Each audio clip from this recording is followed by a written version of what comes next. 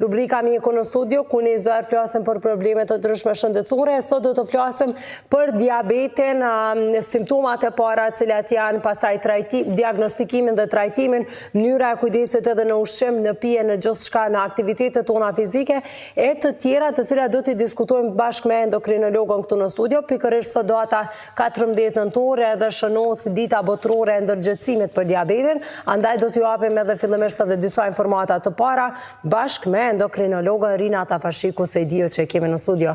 Mirëmëngjesi, mirë se na keni ardhur. Mirëmëngjes, mirë se u gjeta. Është shumë kënaqësi që ju kemi këtu. Doktore, isha na tregon pak për këtë ditë. Çysh po shënohet edhe çka do të thotë dita botërore për ndërgjegjësim? Sot është dita botërore e diabetit. Dita botërore e diabetit është një kampanjë vëdësuese mbi diabetin dhe mbi komplikimet që sjell diabeti. Kjo ditë mbahet me 14 nëntor. Është 14 nëntori për shkak të ditëlindjes së Frederick Banting, i cili edhe është zbuluesi i insulinës. Zbulimi i insulinës është bërë në vitin 1921 edhe paraqet një zbulim shumë të rëndësishëm për arsye se deri atëherë pacientët të cilët janë me diabet tip 1 nuk kanë pas shërim pa insulin. Kështu që ka qenë një zbulim shumë i madh dhe përnder të tij, dita botërore shënohet me 14 nëntor.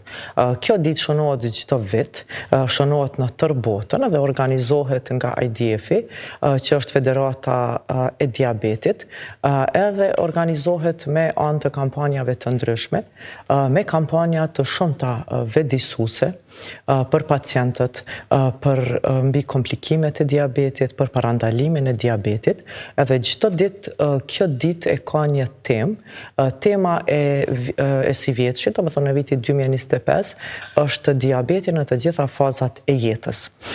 Simboli ditës së diabetit është një rreth me ngjyrë të kaltërt, është ngjyra e kaltërt që e karakterizon diabetin edhe është rrethi me ngjyrë të kaltërt që tregon të gjithë së bashku për diabet, për të luftuar diabetin. Është me rëndësi kampanja të bëhet një vëdësim i pacientëve me diabet, duke pas parasysh se diabeti është një sëmundje tepër e shpeshtë. Dikund në botë numërohen që janë rreth 800 milion njerëz të cilët vuajnë nga diabeti. Diabeti është një sëmundje që pacientëve është një sëmundje e heshtur, mundet me vite me qenë prezente, po mos të shfaq simptoma fare. Mirë po diabeti pas disa viteve dëmton jenet e gjakut edhe shkakton komplikime të shumta. Duke pas parasysh që kjo shkakton komplikime të shumta, atëherë është një interesim shumë i madh që nga ana jon, nga ana e punëtorëve shëndetësor të bëhet faktikisht pacientat të informohen mbi komplikimet që ata mund t'i kenë dhe të vëdësohen për parandalimin e këtyre komplikimeve. Kështu që rëndësi të madhe tema është pra diabeti në të gjitha fazat e jetës, për arsye se diabeti nuk një moshë. Mundet me u shfaqe edhe tek moshat e hershme, mundet me u shfaqe edhe tek fëmijët, mundet me u shfaqe edhe tek të rinjt, tek personat në moshë të mesme edhe tek personat në moshë të vjetër. Pra ajo nuk një moshë, prandaj është shumë me rëndësi të informohen njerëz për simptomat e diabetit edhe mbi komplikimet që diabeti shfaq. Rëndësi të madhe si vjet i është kushtu të informimit mbi parandalimin e diabetit. Mandej po bëhen në vendet më të zhvilluara dhe tek ne gjithashtu gjithmonë një përpjekje që të gjithë pacientët, së pari të gjithë pacientët të diagnostifikohen me diabet, për arsye se ka pacientë të cilët janë me diabet, mirë po nuk janë të diagnostikuar, nuk janë në dieni që kanë diabetin, pastaj gjithashtu edhe të bëhet një kampanjë domethënë për parandalimin e këtyre komplikimeve. Një kampanjë që në rend të parë e ka edhe personin me diabet, që të gjithë personet të kenë mundësi të kenë qasje në trajtimin sa më të mirë të diabetit. Ajo nënkupton në të kenë qasje ose të kenë mundësi që ata të marrin trajtimin e duhur, barnat e reja, antidiabetikët oral të rinj, të cilët ndoshta edhe tek ne disa prej pacientëve dhe nuk mund t'i marrin për arsye se ndoshta janë më të shtrejta, edhe gjithashtu të kenë qasje, sidomos personat e rinj që janë me diabet tip 1, të kenë qasje në disa pajisje të reja që ju lehtësojnë shumë qoftë matjen e glikemis, mirë po gjithashtu edhe mënyrën se si ata e marrin insulinën. Pacientët të cilët janë me diabet tip 1, diabeti tip 1 mund të me u shfaq prej moshës së re e deri në moshën 18-20 vjeçare. Mirë po mundet edhe më vonë, mirë po i përfshin edhe fëmijët. Kështu që kohët e fundit tash ekzistojnë domethënë mjete, aparaturë re ku për të matur glikemin duhet këta të shpohen disa herë në ditë. Mirë po tash pajisjet e reja që janë disa të ashtuara si gjem, domethënë që vendosen në dorë ose vendosen në trup, edhe fëmijët ose të rinjt ose gjithë pacientët që janë me diabet nuk kanë nevojë me u shpu disa herë gjatë ditës, mirë po e shohin nivelin e glikemis, munden me u lidh domethënë me telefon dhe i vrejnë vlerat e glikemis dhe po ashtu janë aparatet, janë pompat insulinike të cilat vendosen në trup edhe ato mandej masin vetë glikemin në bazë të nivelit të glikemis edhe e injektojnë insulinën. Pra pacientët të mos kenë nevojë që të injektohen 5 herë në ditë ose të masin 5 herë në ditë glikemin. Pra fokusi i ditës së diabetit është që t'ju mundsohet njerëzve, t'ju mundsohet personave me diabet që të kenë qasje sa më të mirë në gjithë teknologjinë e re e cila është prezente dhe është prezente edhe tek ne, mirë po çmimet janë ndoshta ajo të vëlidshme për shumicën e pacientëve të cilët janë me diabet, edhe gjithashtu të kenë qasje në trajtimin më të ri të diabetit. Doktoresh, me qënë se ju i theksua që ka shifra të mëdha të njerëzve të cilët janë të prekur me diabet, njëjtë edhe ngjashëm pra ndodh edhe në Kosovë, edhe madje veç se pyetjet kanë filluar me ardh. Unë po i lexoj disa prej tyre dhe munduam me ju përgjigje. Thotë përshëndetje Agnesa, është etja e madhe shenja kryesore e diabetit sepse më thohet goja shumë. Pra, a mundemi me cek disa prej simptomave? Po, pacienti mundet me pas diabet dhe mos të ketë fare simptoma. Për arsye se deri me pas nivelin e glikemis deri në 10 në gjak, atëre pacienti mundet me vite mos të ketë fare simptoma. Mirë po simptoma e parë që shfaqet është urinimi i shpeshtë. Për arsye se kur është sheqeri më i lartë se 10, atëherë edhe sheqeri ekskretohet me anë të urinës, kështu që paraqitet një urinim më i shpeshtë. Si pasojë një urinimit më të shpeshtë, atëherë pacienti humb lëngje, edhe normal që mandej do të ketë etje të shtuar, do të ketë tharje të gojës, edhe simptomat klasike pra urinimi i shpeshtë, është etja e shtuar edhe është oreksi i shtuar. Ndonjëherë nëse vlerat e glikemis janë më të larta, pacienti mundet me pas turbullim të pamurit, edhe mundet me pas impirje të duarve ose të shputave të këmbëve. Këto janë simptomat e para, mirë po fatkeqësia është që pacienti mundet me vite me pas diabet, të mos të ketë fare simptoma, veç kur shfaqet diabetin ndonjëherë veç shfaqet e kupton rastësisht për shkak të komplikimeve që ai sjell, ose për shkak se veç e mat ndonjëherë.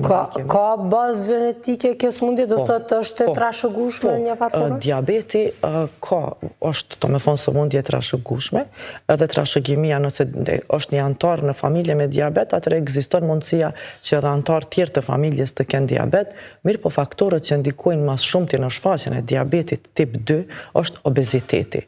Obeziteti, një stil jetesë sedentar pa aktivitet fizik, pa lëvizje, këto janë, për arsye se te obeziteti krijohet rezistencë ndaj veprimit të insulinës, edhe pacienti domethënë për shkak të rezistencës, atëherë edhe pankrasi dikur prodhon insulin lodhet, edhe shkaktohet rritja e nivelit të glikemis në gjak. Edhe fokusi edhe i temës së diabetit, domethënë i ditës së diabetit është që të vëdësohen njerëz që të kenë kujdes, të mos konsumojnë ushqim, po mendoj të konsumojnë ushqim, mirë po të kujdesen për peshën e tyre, të humbin në peshë edhe të mirën në aktivitet fizik, pra në këtë mënyrë duke zvoglu peshën, duke e menaxhu obezitetin edhe të menaxhojnë ose të parandalojnë diabetin. Thotë, me qënë se përmendëm edhe insulinën, thotë mirëmëngjesi për doktoreshën, çka dallon diabetin nga rezistenca në insulinë dhe si trajtohet? Rezistenca në insulinë, e përmenda parës, shfaqet si pasojë e obezitetit. Do me thonë, pankrasi është organi I cili e prodhon insulinën. Edhe insulina prodhohet sa herë që ne të konsumojmë ushqim, e sidomos ushqim me karbohidrate. Tash karbohidratet na nuk I marrim veç me ambëlsira ose me langje, mirë po I marrim edhe me bukë, sidomos me bukë të bardhë, I marrim me oriz, I marrim me patate. Na si popull në përgjithësi hajmë brumna. Sa herë që na të marrim ushqim, atëre pankreasi pra prodhon insulinën, edhe insulina mundohet që këtë sheqer që e kemi marrë me ushqim, ta fut në qeliza dhe qelizat e shfrytëzojnë për me kriju energji.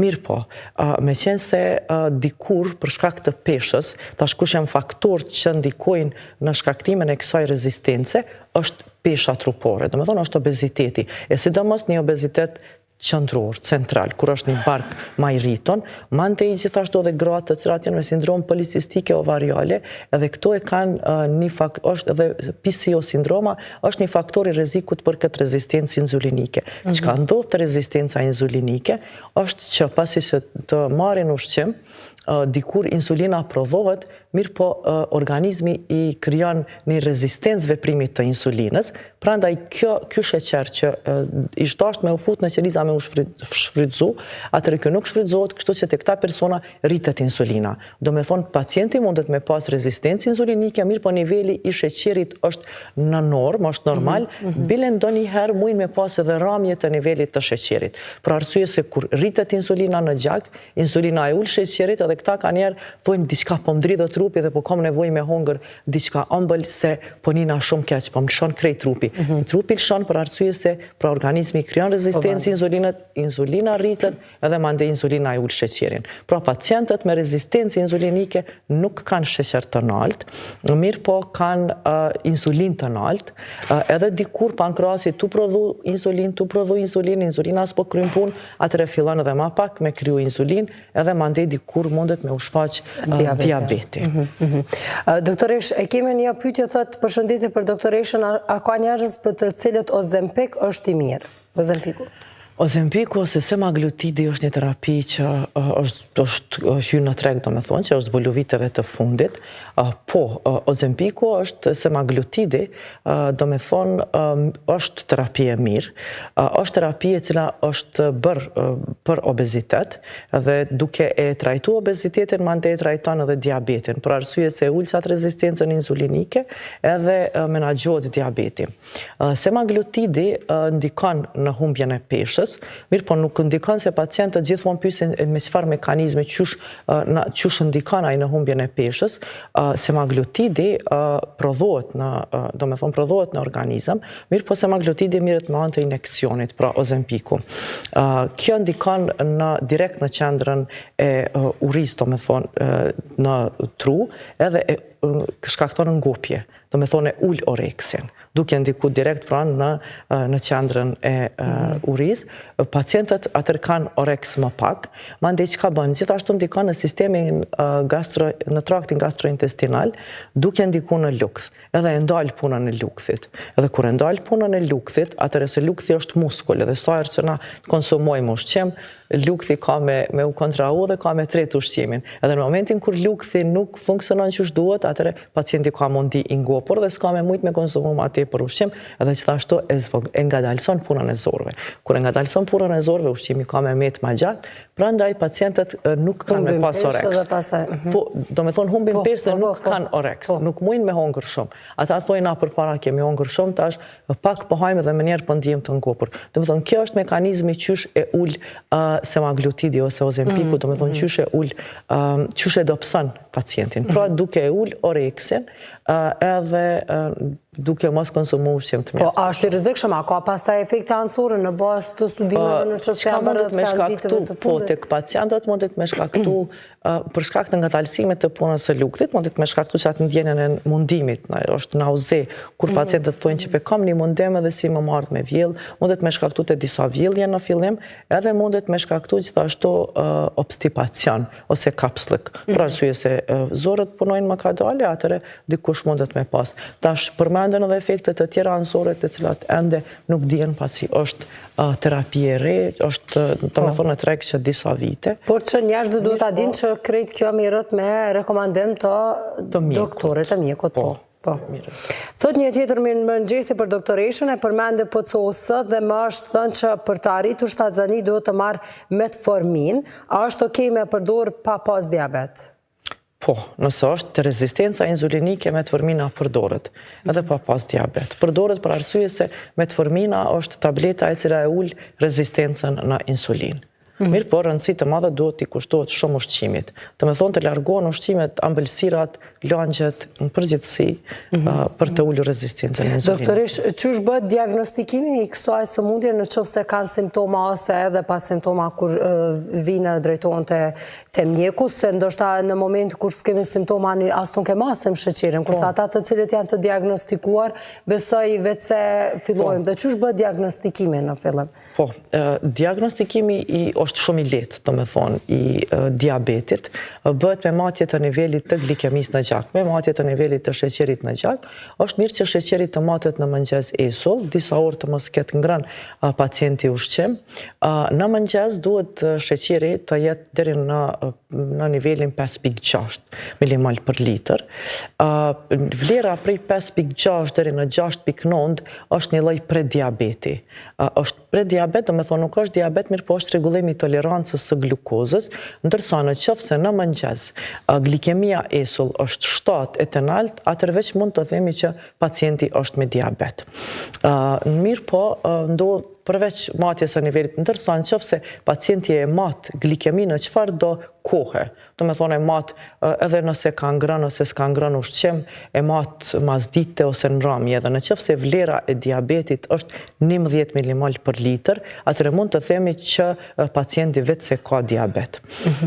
Mandej është një metodë tjetër që bëhet, do me thonë, diagnostifikimi, është një 3 mujor i diabetit, është HbA1c-ja, është hemoglobina e glukolizuar, e cila e paraqet vlerën e një mesatare të diabetit brenda 3 muajve të fundit, edhe matet në qoftë se HbA1c-ja është 6.5 e tenalt, veç është diabet. Të me thonë është tregues për diabet. Pra, diagnostifikimi i diabetit është shumë i lehtë, bëhet veç me matje të nivelit të glukozës në gjak. Unë theksova më herët që pastaj kur diagnostikohen shumica e masë në shtëpi, por në bazë të një storie të cilën e kemi realizuar si emisioni mëngjesit, dogana e Kosovës ka treguar që shumë prej këtyre pajisjeve të cilat janë masë të sheqerit nuk janë origjinale në Kosovë, pra kanë tendencë që të hyjnë fals prej atyre. Çka mundet me shkaktuar te këta persona nëse nuk e masin mirë ose është gabim?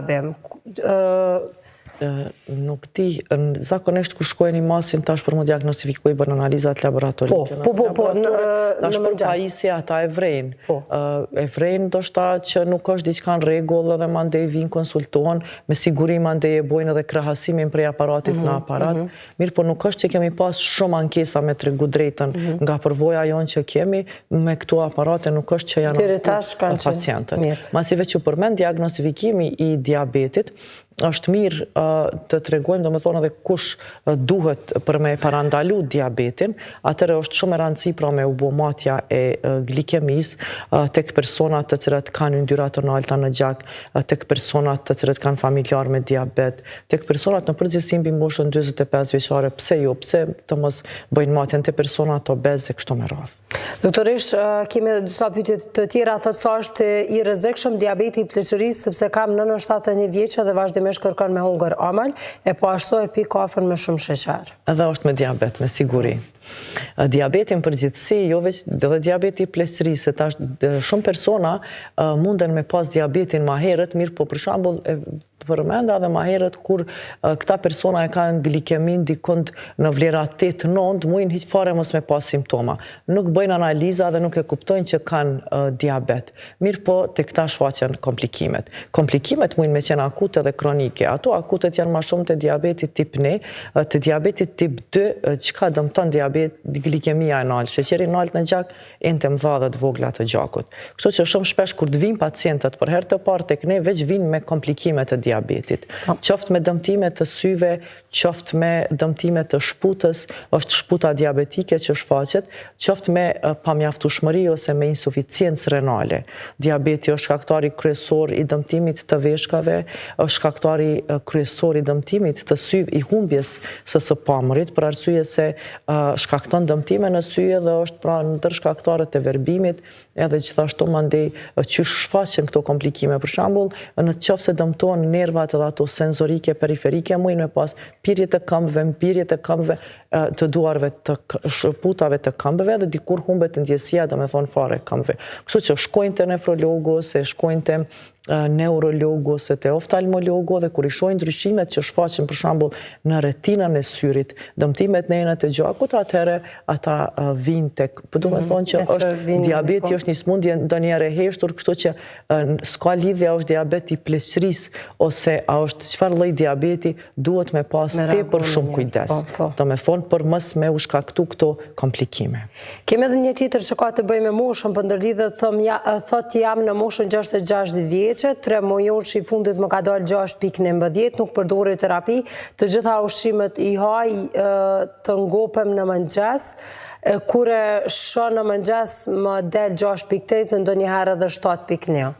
Po, kur i del 6.8 është si prediabet, ndërsa 7.1 veç është diabet. Tash zoja ndoshta e matën mëngjes, duhet me matë edhe 2 orë mas ushqimit, 2 orë mas mëngjesit, ose 2 orë mas drekës, edhe 3 mujori mbi 6.5 veç është diabet. Me thonë deri 5.6 është normal, 5.6 dhe 6.5 veç është një lloj prediabeti, edhe prediabeti mjaftueshëm me shkaktu të lashëm. Kemi një tjetër thotë mëngjes e ka matën 6.5 dhe më është thënë që jam prediabetike, e nëse për 3 muaj nuk jam aktive do të kem diabet. Si ta uli? Nuk dihet kur do t'i shfaqet diabeti, mirë po duhet me pas shumë kontroll në ushqim, duhet me pas kujdes në ushqim, të largohen ambëlsirat, të largohen të gjitha langjet, për arsye se të langjet kanë shumë sheqer, edhe mandej në përgjithësi çdo gjë që pregatitet me miell të bardh, ka shumë sheqer, buka e bardh, gjitha ushqimet e ne jemi shumë të prirur për me konsumu ushqim me brumra, kështu që me ik brumnave, me u mundu, me konsumu më shumë perime, unë i thom gjitha gjellnat, mishnat, mirë po orizin patatet e hajmë shumë, orizi patatja duhet pa bukë, as me bukë do me thonë të integrale, buka e bardhë të zamësohet me bukë integrale, po mos teprohet. Langjet, ambëlsirat të mos konsumohen, pra ushqim më i shëndetshëm, i bazuar në gjella, në pemë perime, edhe të bëhet matja e nivelit të glikemisë. Duke matë nivelin e glikemisë të sheqerit në gjak, e din mandej dhe cilat ushqime pju shkaktojnë ngritja më të lartë të sheqerit. Kemi një tjetër, thot mirë mëngjesi, këtë vëja mjeku më ka thënë të hy në insulin, po nuk dua, është rrezik.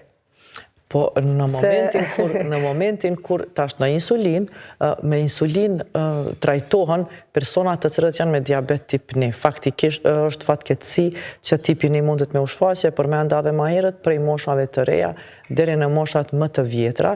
Te ata është diabeti tip 1 është smundje autoimune ku pankreasi shkatrohet edhe ekziston mungesa absolute e insulinës. Mirë po, te shumë pacient tip 2 me kalimin e kohës pankreasi lodhet, nuk është në gjendje, mo nuk prodhon insulin, prandaj në këto raste duhet me u kalu në insulin. Insulina është e nevojshme për organizmin dhe shumë e rëndësishme për trajtimin e tij, kështu që në qoftë se veç nuk e kemi bë kombinimin maksimal të barnave antidiabetikëve oral, kur pacienti po kujdeset për ushqim, po ka aktivitet fizik, pasi që dhe aktiviteti fizik luan rol të rëndësishëm në uljen e nivelit të glikemisë, mirë po është pa sukses, atëherë është mirë të kalohet në insulin. Insulina nuk është as pak e rrezikshme. Insulina është diçka që prodhohet në organizmin ton, edhe që i nevojitet organizmit kur ajo mungon me qëllim të uljes së nivelit të glikemisë. Është më rrezik mos me marrë insulinë të ketë glikemi të lartë se sa pacienti të merr insulin. Doktoresha, kemi edhe një tjetër që pyet nëse duhet të hyj në insulin, thotë përshëndetje, kam nënën me diabet, deri tash mesataren e ka pasur 8, por që 2 javë shkon deri në 25. Ajo përdor vetëm hapa, a duhet me hyj në insulin dhe thotë është 46 vjeçë. Po, nëse është kujdes për ushqim, nëse bën aktivitet fizik, nëse e merr terapin maksimale antiorale diabetikëve, antiorale, dhe nëse kujdeset në ushqim edhe përkundër krejt këtyne masave që i merr për mjekimin e diabetit, megjithatë glikemia është e lartë dhe 3 mujori është shumë i lartë, atëherë është indikacion për me kalu në insulin. Indikacion pse jo? Insulina, ajo tregon pacientët kur kanë nevojë për insulinë zakonisht dobësohen. Kur e kanë glikeminë lart, për arsye se kur mungon insulina, trupi s'mundet me shfrytëzu glukozën për me kriju energji, atëre shkon edhe i tret yndyrnat, i shkrin yndyrnat për me kriju energji. Kështu që kur pacientat vinë dhe thonë jam dobësu shumë, kam humbën peshë, edhe pse unë po ha po konsumoj ushqim, po shkoj të humbën peshë, atëre dim që pankrasi veç është los, po prodhon insulinë dhe ka nevojë për insulinë.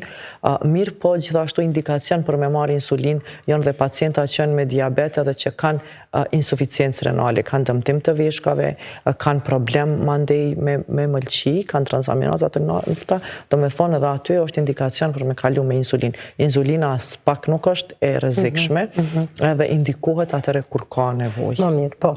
E kemi një telefonat, po e marrim. Alo, mirëmëngjes, cila është pyetja për doktoreshën? Dhe në qoftë se keni pyetje pastaj në këtë rast për pacientin dhe mundem me i parashtru. Alo, mirëmëngjes, cila është pyetja? Alo? Po, apo na dëgjon? Po. Cila është pyetja? Për sheqer, për zjallat vjesën e ka sheqerin. Po. Në qoftë se ke dhe detaje tjera me na tregu, specifikisht pyetjen drejtuar doktoreshës, sepse deri tash kemi folur për diabetin edhe madje kemi tregu edhe shumë specifika, në qoftë se ke diçka ma konkrete me na tregu.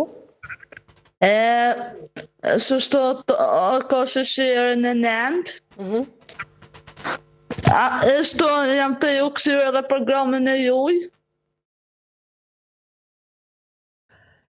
Po. Atëre duhet me u kujdes në ushqim, duhet me bo matje sa ma shpesh të nivelit të sheqerit në gjak, edhe duheni me konsultu mandej mjekun e juj. Duhet me u kujdes në ushqim, me matë sheqerin, edhe duhet me u kujdes, me u konsultu mandej me mjekun, me pa vlerat e sheqerit sa janë të nalta, edhe duhet me bëndë një ndryshim në terapin, do me thonë barna që është tu i përdor. A duhet me shtu diçka prej barnave, a duhet me kalu në insulin. Po. Kjo është ajo. E kemi tash edhe një pyetje tjetër, thot përshëndetje për doktoreshën, kam një pyetje, jam duke përdor hapat Huxol, kur pi kafe nuk kam diabet, por i përdori për me u dobësu që mos me përdor sheqer. A është në rregull me përdor për mu dobësu edhe pse nuk kam diabet? Nuk shkaktojnë ato, nuk dobësojnë. Ato e zavensojnë veç sheqerin. Por që pas ka kujdes, pas ka fillu me pas kujdes në sheqer. Nuk përdor sheqer kështu dhe është në rregull që se përdor kur s'kan diabet. Po, mirë është mos me përdor sheqer. Sheqeri nuk është i mirë. Përdorin sheqerna natyrale dhe i kemi jo veç për diabet. Këta janë ambëlsus artificial. Tash edhe ambëlsus artificial kohëve të fundit nuk po konsiderohen tepër të shëndetshëm, po konsiderohen që mujnë pak ndoshta me shkaktu një çrregullim në funksionimin e pankrasit, mirë po nuk e ngrisin nivelin e sheqerit. Edhe pacientët që janë me diabet që marrin ambëlsus artificial, do me thonë nuk jo ngritet sheqeri. Na kemi qef me pi shumë qajna edhe pak sheqer, edhe pak kafe edhe. Kafen edhe pin qajnë kanë shumë problem pa sheqer. Jo thomë gjithmonë mirë qiteni një kokër, do me thonë, qëfar dush ambëlsusi artificial, ma mirë ashtu se me rritë nivelin e sheqerit. Kemi një tjetër, thotë, jam 49 vjeçar, kam pirje të shputave të këmbëve, kam bo emenengen, Okej, 2 herë, po më kanë thonë mjeku që mirë i ka dalë, cilat analizat më kishe preferu me i bo, për sheqer, se unë edhe nanën e kam e sheqer dhe jam bi pesh, pesher më dridhë trupe, djerësitëm shumë. Po, masi dridhë trupe është e mundën që ka rezistencë insulinike, çrregullim tolerancës glukozës, çka është mas mirë është me u dobësu, me humbën pesh, me u marrë me aktivitet fizik, me u kujdes shumë në ushqim, e përmenda dhe ma herët, do me thonë me u ikë sheqernave, brumnave, gjitha pijeve, Coca-Cola Zero s'ka sheqer, po dhe Coca-Cola Zero nuk është shumë e shëndetshme, Shvepsi Zero, Coca-Cola Zero s'ka sheqer. Mirë po dhe ata me ambëlsus artificial, ata nuk po konsiderohen shumë të shëndetshëm, veç me ndryshu stilin e jetesës. Tash sa i përket mpirjes së këmbëve, e përmenda dhe ma herët mundet me qenë mpirja sidomos e shputave, shenjë e një dëmtimi të nervave, e që tregon që është polineuropatia diabetike, mirë po personi, do me thonë, s'ka diabet, ndoshta e ka për shkak të ndonjë arsye tjetër. Doktoreshe, kemi edhe një tjetër për një vajzë, përshëndetje, Vajza ime 8 vjeçe para një viti ka pas sheqerin 7.32, tani po ja bëj matit esëll e ka 6.5 her 5.6, kështu si duhet me trajtu dhe është pak mbi pesh. Po, është me rëndësi me konsultu pediatrin, masi janë fëmija, atëre duhet me konsultu me pediatrin, endokrinolog, që ata të mirën edhe të japin këshilla. Mirë, po kur është mbi pesh në përgjithësi, duhet me u ik ushqimeve me sheqerna e me brumna. Po, kemi edhe një telefonat tjetër, alo mirë mëngjes, cila është pyetja për doktoreshën? Gjesi, përshëndetje. Pyetja ime është, a është diabeti tipit 2 i shërueshëm? A hjeket përgjithmonë me medikamente ose me ushqime, apo jo vetëm fake news që dalin në për rrjetet sociale? Diabeti tip 2 është smundje menaxhueshme, menaxhohet, mirë po në qoftë se niveli glikemisë është shumë pak i lartë, atëherë ndoshta edhe në qoftë se pacienti ka shumë kujdes në ushqim, mirët me aktivitet fizik, atëherë ndoshta edhe mundet me i hek tabletat për një kohë. Sidomos në qoftë se shkaktohet diabeti për shkak të peshës, në qoftë se dobësohet, në qoftë se mirët me aktivitet fizik, edhe mundet me i hek, do me thonë terapin. Mirë, po mundet edhe me u menaxhu, edhe si smundje, edhe në qoftë se mirën, për shembull, terapia e parë që i për të diabeti është metformin, në qoftë se mirët veç metformin, edhe atëre është, do me thonë, është i menaxhueshëm. Niveli glikemisë derisa atje deri në 7 në mëngjes, mandi 2 orë mas ushqimit deri në 10, atëre nuk do me thonë që ka me shkaktu komplikime. Mirë, po nevojitet gjithmonë një regjim. Një regjim, do me thonë, edhe i dietës, pra i ushqimit, edhe duhet aktiviteti fizik ka rëndësi shumë të madhe. Ne po e përmendim ushqimin, po ka shumë persona të cilët janë të diagnostikuar me diabet dhe kanë shumë kujdes pastaj edhe tek frutat të cilat i konsumojnë. A ka rëndësi çka qysh edhe kohën ndoshta kur e konsumojnë një frut? Fruta duhet 2-3 orë mas ushqimit, jo më njerë mas ushqimit, edhe frutat kanë shumë sheqer. Frutat që s'kan fare sheqer është grapefruti, është kiwi që s'ka sheqer, mirë po mande janë këto frutat e malit, janë borovnicat, manaferat që nuk kanë sheqer, ndërsa pemë tjera kanë sheqer. Banania ka shumë sheqer, preferohet gjysmë banane, dardha ka shumë sheqer, rushi ka shumë sheqer, rushi preferohet vetë sa, na i thojmë pacientave sa ju kap grushti dorës kokra, munden me marrë ushqim pemën, mirë po të ikin këto në pemëve të cilat kanë shumë sheqer, edhe të konsumojmë pemën 2-3 orë mas ushqimit, një mollë gjelbërt, dikur ma vonë, ndoshta një portokall, jo ma tepër, jo të marrin 2-3 pemë për me njëherë, të me thonë t'i konsumojnë. E kemi edhe një telefonat, alo mirë mëngjes, cila është pyetja për doktoreshën? Mirë mëngjes, ju përshëndes. Ty dhe doktoreshën, e kam një pyetje. Jam 50 vjeçare.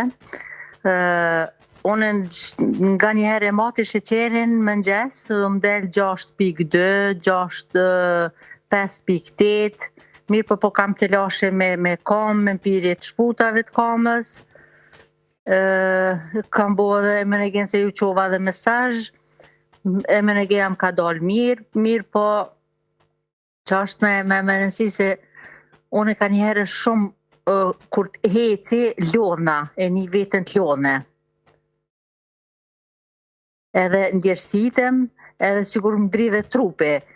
Unë analiza 3 mujoshe të sheqerit nuk kom bo as një herë, vetëm shpe e kom aparatin e mati, sheqerin 5.2, 6, ka një herë më shkon, kështu që dishta një mendim doktoreshës. Ndoshta e dëgjut dhe i tash dhe i 5.6 o normal, kur është 6.2, 6.8, veç është regullimi i tolerancës glukozës, kjo është esull sheqeri, duheni me matë dhe mas ushqimit sheqerin edhe duheni me bo 3 mujorin.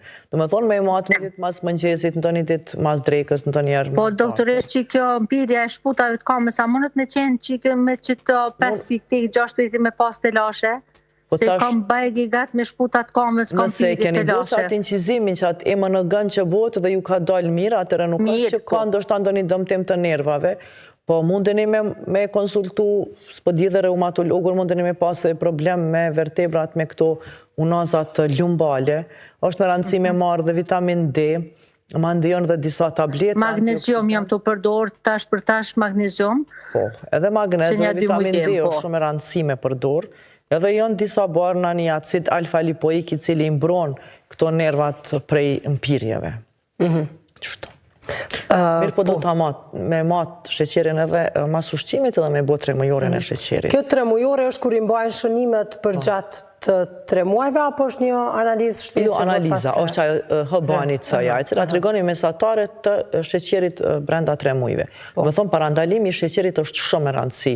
Ajo i ndihmon edhe shtetit për arsye se i kushton edhe ma lirë mjekimi, jashtë kanë sigurime shëndetësore, edhe krejt banat, do me thonë të na fatkeqësisht, nuk ka sigurime shëndetësore, mirë po e mira është që insulinat pacientët i marrin, do me thonë, i marrin falas prej shtetit, mirë po parandalimi është tepër me rëndësi të bëhet i diabetit, me qëllim do me thonë të mos shkaktimit të këtyre telasheve. Prandaj parandalimi duhet me u bo. Pacientët e përmenda dhe ma herët për moshën 25 vjeçare, pacientët të mandej që kam pas gjatë shtatzanis diabet, me hipertension, me dislipidemi, me antartë familjes, duhet ta masin komasko e diabetit me qëllim që ta parandalojnë. Që ti parandalojnë edhe komplikimet që munden me u shfaq ma vonë. Po, tash e kemi edhe një telefonat tjetër, po e marem, alo mirë mëngjes, cila është pyetja për doktoreshën. Mirë mëngjes, do është me pyet doktorin, ky kryesisht sheqeri thuhet se është vjen për shkak të obstruksionit të pankreasit. A hulumtojnë mjek diçka mrena pankreasit me këshirë edhe ndikojnë ndonjë bakter kronik apo virus, i cili e ban të paaft atë pankreasin për ta shëruar këtë smundje apo për ta rregulluar sheqerin në gjak. Vetëm kaq. Po, është e vërtet që pankreasi prodhon ndërmjet tjerave dhe insulinën. Mundet me u shfaq ndonjëherë i quhet një infekcion, një inflamacion i pankreasit, është një pankreatit akut që është një gjendje shumë e rëndë e pacientit, ku pankreasi inflamohet edhe nuk prodhon insulin. Tash mundet me kalu në pankreatit kronik, ku ai mundet me prodhu ma pak insulin dhe në ato raste me u shfaq diabeti.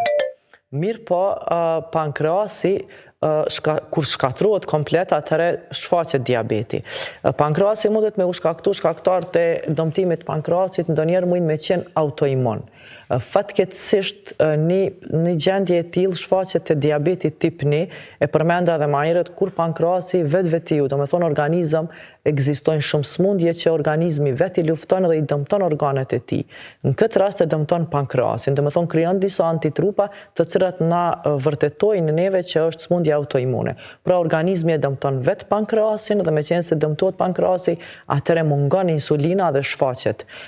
Shfaqet diabeti tip 1, shfaqet pra diabeti mundet me u shfaqte pas një pankreatitit, pas një inflamacionit, një infekcionit të pankreasit, edhe në mosha më të shtyera, ndërsa nuk është ndonjë analizë që na e bojnë për me pa funksionin e pankreasit. Mirë po, mas shumti pankreasi mandej mundet me humb funksionin e tij kur krijohet te një pacient i cili ka shumë peshë. Edhe ai prodhon insulin, dikur veç fillon me u zvoglu funksioni i tij. Mirë po nuk është që e bëjmë ndonjë analizë me pa funksionin e pankreasit. Doktoresh, kemi 2 pyetje të tjera që mundën me qenë ngjashme, thot bashkëshortën 65 vjeçare dhe është me diabet të tipit 2 dhe përdor metformin 850 dhe diabos 5 mg. Pyetja ime është metformina a mund të dëmtojë ndonjë organ tjetër të trupit? Dhe një tjetër thot, gruaja ime ka 55 vjet, është me diabet 2, përdor glimor mëngjes dhe zinomet. Sheqerin e ka 7 ose 8, rrallë ma shumë, për 3 mujore i doli 10.6. Po, kjo është ajo që në mëngjes mundet me qenë mirë, e mas ushqimit mandej mundet me shku nalt. Kështu që zoja e ka në mëngjes mirë sheqerin, mirë po mandej ajo veç abuzon me ushqim, konsumon ma shumë se që duhet, edhe kur del 3 mujori 10.6, atëre është shumë nalt. Kështu që ajo nuk e menaxhon mirë diabetin me barnat të cilat është duke i marrë, edhe me siguri nuk i kujdeset shumë për ushqim edhe nuk bën aktivitet fizik. Prandaj rekomandoj me matë sheqerin edhe 2 orë mas ushqimit. mëngjesit, mas mëngjesit ose drekës. Ndërsa pyetja e parë... Po, kjo tjetra dëmton ndonjë organ tjetër me hapa cilat i përdore? Metformina është terapia e parë që jepet të diabetit. Si me thonë, është first line terapia që jepet të diabetit, je ullë rezistencën insulinike, ajo absolutisht nuk shkakton asnjë dëmtim në ndonjë organ. Mundet të disa pacient me jap disa efekte ansore, disa ankohen që mundet me pas problem me lukt, ju shkakton mundim ose vjellje, për këtë arsye metformina ipet me njerë mas ushqimit ose gjatë ushqimit, që luktet e jetë imbushur edhe të mos shkaktoj telashe. Mundet me shkaktu të dikush barkëqitje, mirë po metformina nuk shkakton dëmtimet e organeve. E kanë iden pacientat që mundet me i dëmtu veshkat. Nuk është që i dëmton veshkat, mirë po në rastin kur veshkat janë, do me thonë, dëmtohen, nuk funksionojnë që shduhet, atëre metformina është e kontraindikume. Për arsye se mundet me u grumbullu në organizëm, nuk ekstretohet më me veshka, edhe me shkaktu një acidoz në organizëm, acidoz laktike, ndërsa nuk jipet edhe të dëmtimet e mëlqis. Pra, kur veshkat edhe mëlqia nuk funksionojnë që shduhet, atëre na e ndalim, metforminën nuk e japim. Doktorish, po e marrim edhe telefonatën e fundit për këtë ditë, për shkak se jemi krejt minutas fundit të emisionit mëngjesit. Alo, përshëndetje, cila është pyetja për doktoreshën? Alo? Po, përshëndetje. Përshëndetje.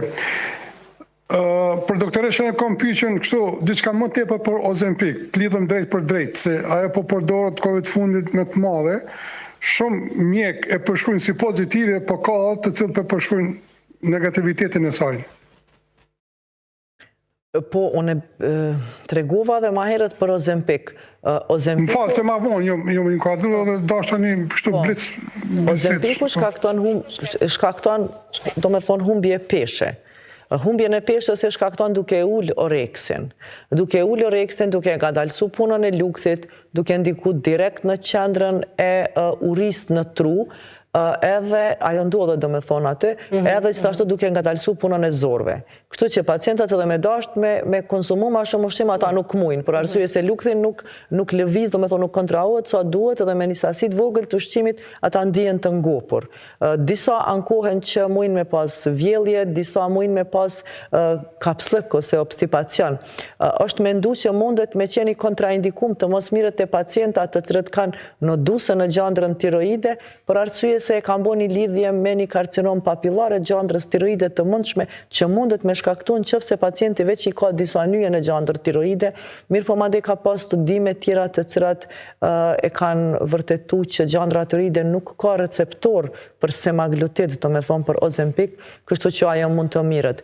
Përmenden për disa kongrese që kemi qenë, përmenden edhe efektet pozitive që i ka në sistemin kardiovaskular Ozempicu, disa efekte pozitive që i ka në tru, sa që tash konsiderohet edhe si një terapi për smundjen e Alzheimerit, ende nuk janë definitive, do me thonë ato studimet të cilat bërë, mirë po konsiderohen që i ka. Tash për efektet ansore, është ndoshta herët është një terapi relativisht e re, edhe nuk dihet për, do me thonë, efektet të gjitha ansore që mundet me i shkaktu, mirë po pacientët, do me thonë, që ka efektet ansore që ka i ka, e kanë qatë mundimin, e kanë vjelljen, mujnë me pas këtë obstipacionin, për ndryshe tash pritet me u pa, me qenë se është një terapi relativisht e re, po me studimet të reja. Për gjithë ata të cilët kanë shkruajtur pyetje, po ashtu edhe kanë bërë telefonata, e dini që këtë bisedë me doktoreshën, por edhe bisedat të tjera ju mundeni me i gjetë në kanalin zyrtar të Koavizionit në YouTube, sepse shpeshherë edhe pyetjet kanë qenë të ngjashme e pothuajse edhe të njëjta fare. Doktoresh, faleminderit shumë për kohën që keni ndarë me të qenë pjesë e emisionit mëngjesit. Faleminderit për këshillat dhe udhëzimet. Shumë kënaqësi që ju patëm në studio. Faleminderit shumë për juve. Mirë me u informu edhe pacientat edhe për këtë ditë edhe për diabetin. Faleminderit për ftesën. Faleminderit shumë.